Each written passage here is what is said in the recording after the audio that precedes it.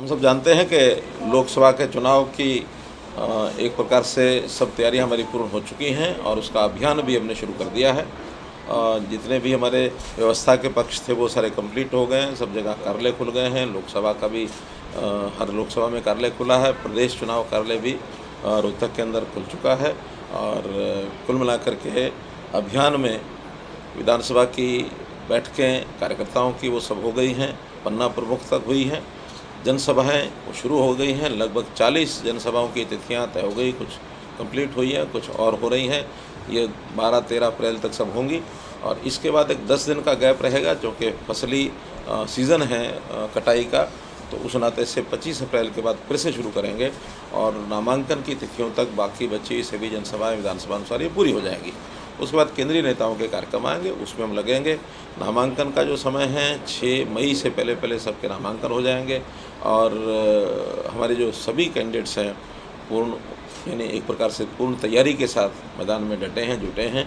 और मैं समझता हूं कि इस समय कांग्रेस जो इतनी पिछड़ गई है और उसके कारण से हमको जो एक एज मिला है और हमको इस बात का पूरा विश्वास है कि 10 की 10 सीटें भारतीय जनता पार्टी। अच्छा, कांग्रेस अभी तक कैंडिडेट उनके घोषित नहीं कर पा रहे हैं, कह रहे हैं कि अभी तो 26 से तो नॉमिनेशन शुरू होंगे, उससे पहले तो कर देंगे। मैंने कहा जब किसी की घर में कोई कमी होती है तो कैसे न कैसे छुपाने की कोशिश करते हैं। आखिर कैंडिडेट तो जो आज घोषित करें, कोई चाहे 26 तक करें, लेकिन कैंडिडेट तो होना ही चाहिए। लेकिन वो होंगे इसलिए नहीं कि जो जूतम बाजार हो रहा है वहाँ कि कोई इधर खींचता है, कोई उधर खींचता है। और अब हमारे कैंडिडेट्स के घोषणा होने के बाद जो घबराहट है लोगों में, वहाँ घबराहट इतनी है कि वो किसी के गले में हाथ डालना भी चाहते हो तो वो स्वीकार करने के लिए तैयार नहीं है। तो वो कोई यहाँ से नहीं लड़ेगा, कोई वहाँ से नहीं लड़ेगा, वो अपने आप को पीछे खींचते हैं, विड्रा करते हैं।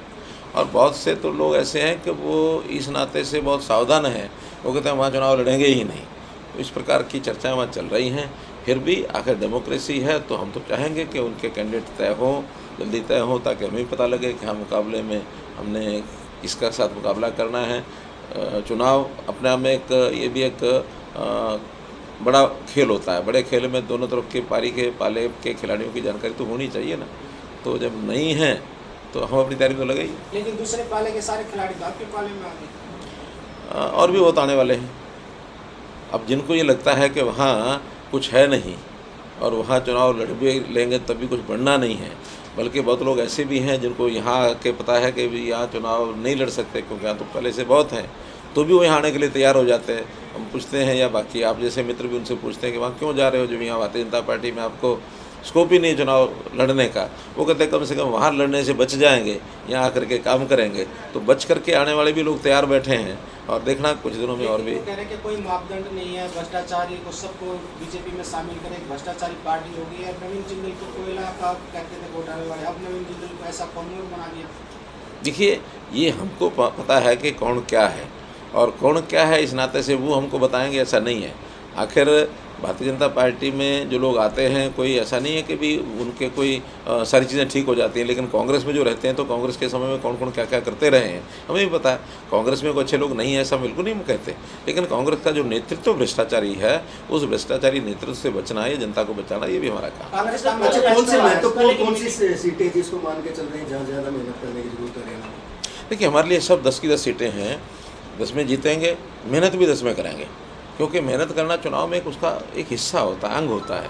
ऐसा नहीं है कि कोई चीज़ सीट हमने बहुत अच्छे मार्जिन से जीती हुई वहाँ मेहनत नहीं करेंगे। चुनाव में वार्ड लेवल तक, बूथ लेवल तक, पन्ना प्रमुख लेवल तक मेहनत करना ये हमारा काम है, हमारे सिस्टम का एक अंग है। तो इसलिए अंत तक आखिर तक पूरा काम करेंगे चुनाव के पोलिंग दिन तक। क्योंकि इसकी तरफ से कि रोहतक की सीट जीतना इसलिए ज़रूरी है वो विधानसभा पे असर डाले। नहीं, हमारा तो जीतना तो सभी सीटें ज़रूरी है और सब सीटें जीतेंगे तो निश्चित रूप से उसका सब सीटों का ही प्रभाव विधानसभा पर आगे आता ही है, क्योंकि 4 महीने बाद ही तो चुनाव है। लेकिन उसका प्रभाव हो ना हो, आखिर नरेंद्र मोदी जी के नेतृत्व में एक बहुत मजबूत सरकार हमारी रहे। मोर देन 400 का जो हमने एक नारा दिया हुआ है 400 पार का, 370 से पार तो बीजेपी जाएगी। 370 का एक महत्वपूर्ण आंकड़ा है, इसलिए उसको पार कर रहे हैं, लोगों को 370 याद बना रहे और 400 से पार एनडीए का आंकड़ा पार करे, ये हमारा काम है, उसको निश्चित पूरा। अच्छा, कांग्रेस बीजेपी के साथ जो गठबंधन हुआ उसका नुकसान होगा या फिर जो अभी गोपाल कांडा का साथ लिया उसकी भरपाई हो जाएगी? नहीं, देखिए गोपाल कांडा हमें पहले से समर्थन कर रहे हैं और वो सरकार के बाहर से ही कर रहे हैं, सरकार में शामिल वो नहीं है। ये सरकार में शामिल थे तो सरकार से हटे हैं। पार्टियों का गठबंधन हमारा किसी भी पार्टी से नहीं रहा। आगे जो सरकार हमें सपोर्ट कर रहा है वो एक कांग्रेस का मैनिफेस्टो आया है, उसको लेकर उन्होंने न्याय पत्र की बात की है। पहली बात तो ये है कि मैनिफेस्टो का महत्व तब होता है जब उनका कोई कैंडिडेट मैदान में आए। जब कैंडिडेट ही मैदान में नहीं है तो मैनिफेस्टो तो कागजी कार्रवाई है। उन्होंने क्या किया क्या नहीं किया मुझे मालूम नहीं है, वो भी बहुत जल्दी हम पढ़ करके उसके बारे में बताएंगे। लेकिन मैनिफेस्टो घोषणा करने से पहले कैंडिडेट अगर कर देते तब तो हम समझते थे उनकी कोई तैयारी है, उनकी तैयारी नहीं है, क्या किसान करें। कुछ विरोध कर रहे हैं रूटों को सर। मनाने का सिलसिला जारी है, रूटों को मनाने का सिलसिला जारी है। देखिए जब ब्याह शादी होती है उसमें भी कोई ना कोई घर के परिवार का कोई आदमी